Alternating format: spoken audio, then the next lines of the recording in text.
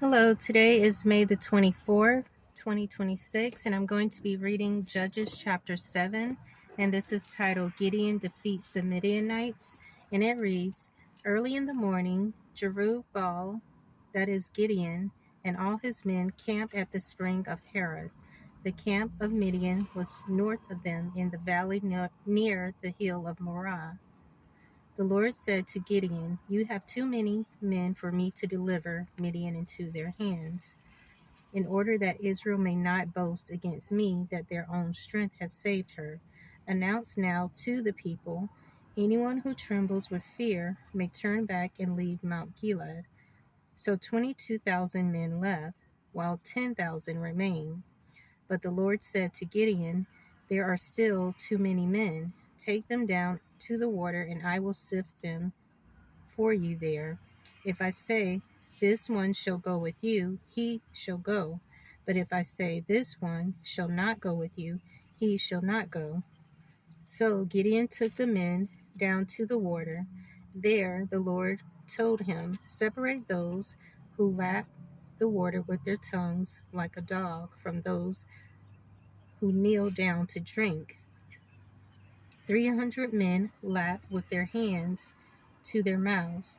All the rest got down on their knees to drink. The Lord said to Gideon, With the 300 men that I lapped, I will save you and give the Midianites into your hands. Let all the other men go, each to his own place.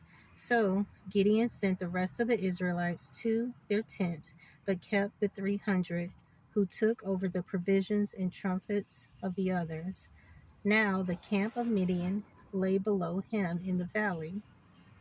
During the night, the Lord said to Gideon, Get up, go down against the camp, because I am going to give it into your hands.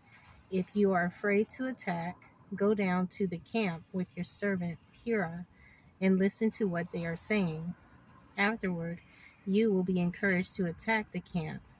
So he and Purah, his servant, went down to the outposts of the camp. The Midianites, the Amalekites, and all the other eastern peoples had settled in the valley, thick as locusts. Their camels could no more be counted than the sand on the seashore. Gideon arrived just as a man was telling a friend his dream. I had a dream, he was saying. A round loaf of barley bread came tumbling into the Midianite camp. It struck the tent with such force that the tent overturned and collapsed. His friend responded, This can be nothing other than the sword of Gideon, son of Joash, the Israelite. God has given the Midianites and the whole camp into his hands. When Gideon heard the dream and its interpretation, he worshiped God. He returned to the camp of Israel and called out, Get up!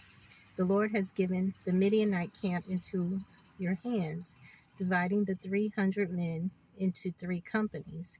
He placed trumpets and empty jars in the hands of all of them, with torches inside.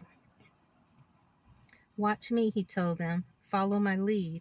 When I get to the edge of the camp, do exactly as I do.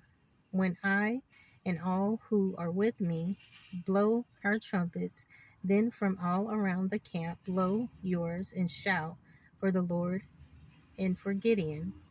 Gideon and the 100 men with him reached the edge of the camp at the beginning of the middle watch, just after they had changed the guard.